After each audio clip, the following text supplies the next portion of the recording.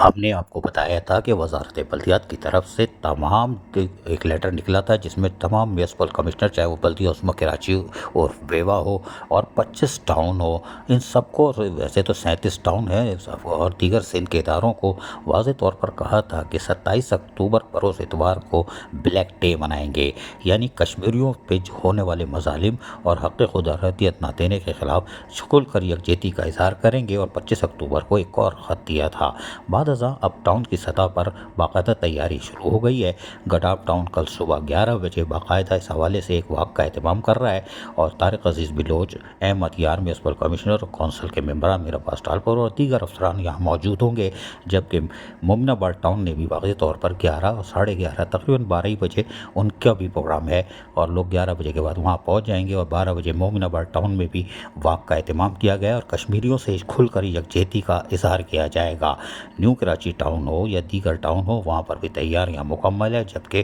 Municipal commissioner Hammad Ali Khan کا کہنا ہے کہ وہ بھی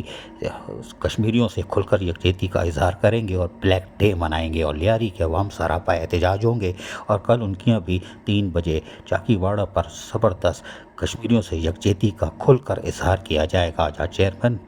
ناصر کریم اور کونسل کے ممبران اور دیگر اراکین اور سابق منتخب نمائندے یا ضلعی عہدیداران پاکستان پیپلز پارٹی کے بھی موجود ہو سکتے ہیں۔ اب کل یوم کشمیر ڈے یعنی بلیک ڈے منایا جائے گا، اور کھل کر